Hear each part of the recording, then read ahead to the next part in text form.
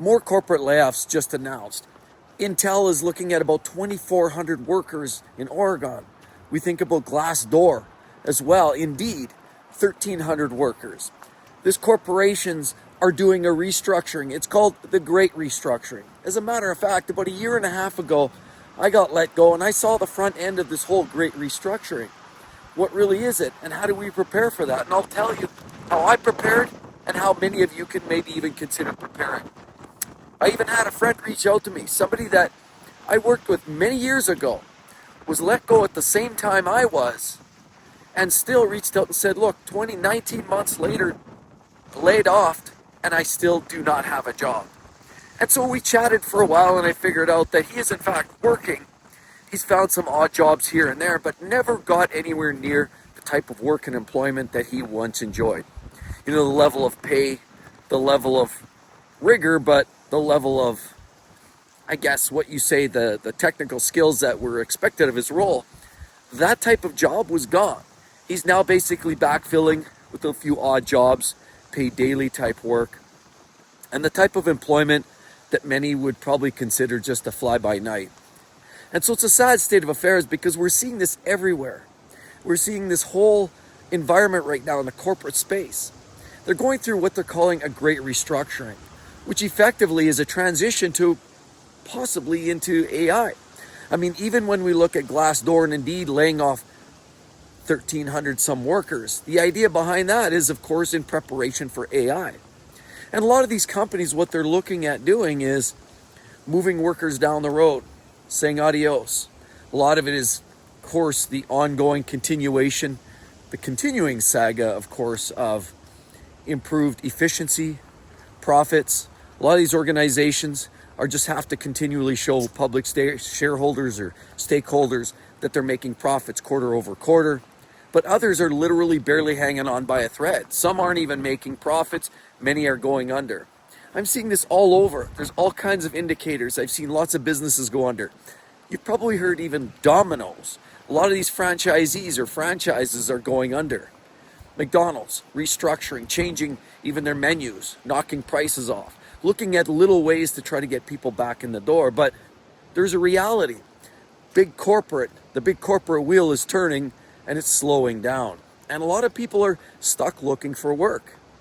And I know a lot of people in corporate environments. Some are sort of hands-on, white collar, the professionals, as it were.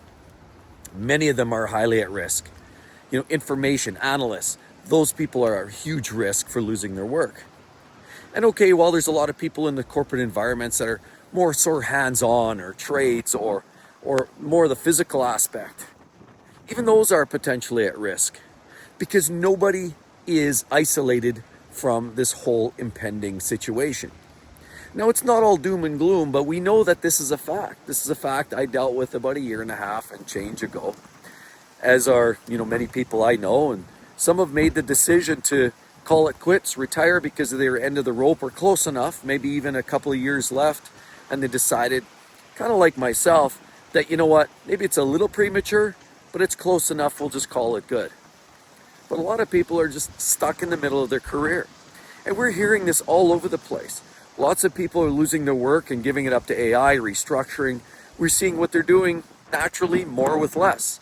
You might have had a group of supervisors, maybe 5 or 6, that can consolidate down to 2. And they're going to have those people now take care of the rest of the team. Oh, wait a minute, but the team's just shrunk too. See, because during these layoffs, they're getting rid of numerous analysts and tech people and some of the people that are actually doing the work. Many of those are going away too. So the hands-on, the people that are doing the work are going away. Supervisors are going away. The odd manager is going away. And there's this overall restructure. So I guess you ask the question, if you're in a position where you've been shuffled around and your organization's going through some change and there's lots of talk at all kinds of different levels of what's next and it seems very insecure, just know that there's a possibility. Also, have you been pushed into a role where it's very vague, cross-training? You feel like you're into a role where you're doing multiple little projects. Maybe you've been taken off some major things. Maybe your core job role isn't as clear anymore. Well, if you're in one of those positions, I'd keep your head above water and keep looking around. Keep your head on a swivel. See, because for people like myself, when you're close to the end, one of the best things that a lot of people are figuring out is understand what your finances are like. Try to clear your debt as best as possible. Pay off that car loan. Try to get that mortgage behind you. But most importantly, if you're close to the end of, say, what you're assuming that you're getting close to retirement age, but you're hoping that you're not going to get cut from the group yet, maybe start analyzing, checking out your finances. Look at your investment portfolio. See, these are the little tips that are going to possibly help you make it.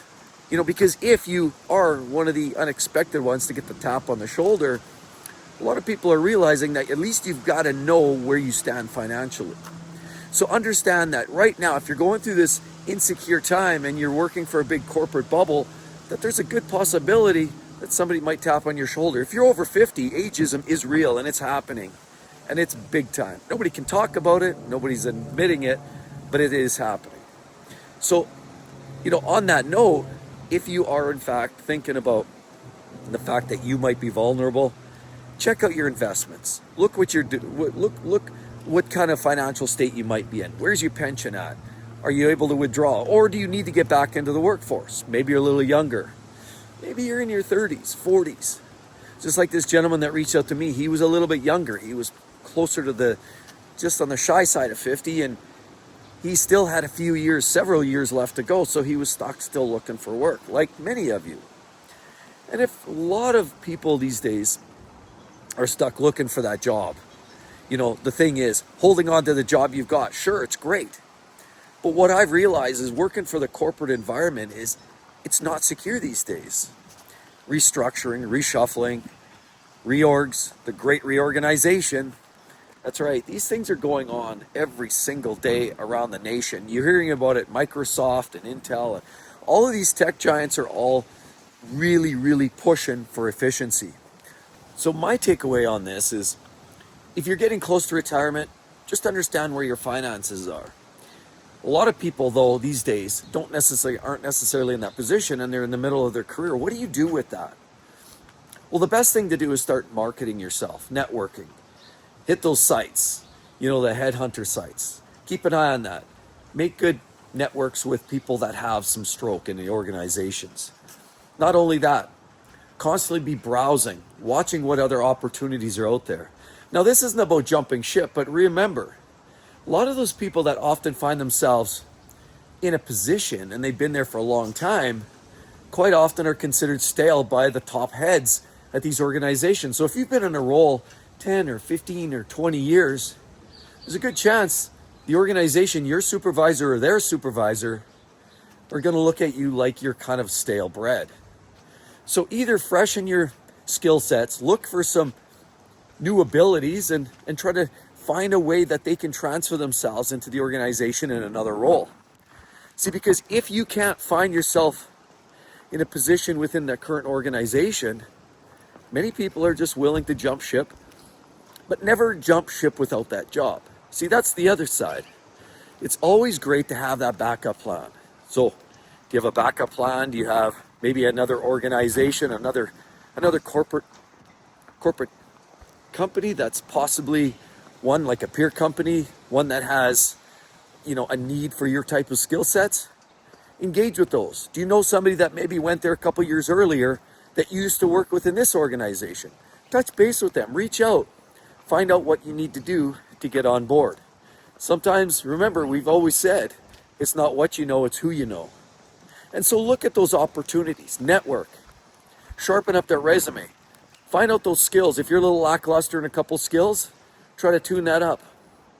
But ultimately, remember, the bottom line is the message is, for me, set yourself up so you're not over in debt with the mortgage payments, car payments, having too much money going out, too much cash flow outwards and not enough coming in. How do you reverse that? How do you change that course? See, because ultimately, this is what a lot of people are getting snookered with. They panic. It's chaos because they're stuck with, a $400,000 mortgage and a $42,000 car payment, and now they're worried about getting laid off. The big thing is, a lot of people, we're seeing this. The increases in personal bankruptcies is skyrocketing. In the 18 to 20% increase from last year to this year in terms of personal bankruptcies. It's going up at an alarming rate. Why? Well, a lot of it is, of course, people are just taking off more, biting off more than they can chew. And other people, of course, more layoffs, increasing number of layoffs. People just run out of money and out of steam, and they have to default. So this is a fact of life in today's society. The key, of course, is getting out of that situation.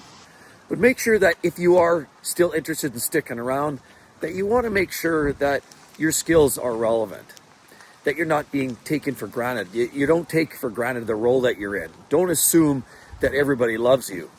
I mean, at the end of the day, business is business. And you may get along well with some of these people in the lunchroom, but at the end of the day, that doesn't pay the bills. Friendly smiles and say hellos in the morning doesn't keep you employed, and it certainly doesn't pay the bills. So always be in a state where you've got a backup plan. You have an opportunity to escape. Maybe double down. Possibly look at that side hustle. Look at that opportunity that maybe has been barking at you. Maybe you know somebody that said, hey, why don't you join our team? And this person you've sort of kept on the back burner for a while and said, I'll think about it. This might be a time to sort of engage and re-engage and have those conversations. But at the end of the day, with increasing inflation, cost of living, interest rates, while they're stable, but they're not going down particularly quickly, people are struggling to stretch that dollar. And with bankruptcies on the rise, the last thing you need to do is put yourself in a vulnerable spot, even more so by losing your job. So be prepared, have that backup plan, and don't assume that everybody wants you around. Anyway, again, as always, everybody, beautiful, wonderful day out here.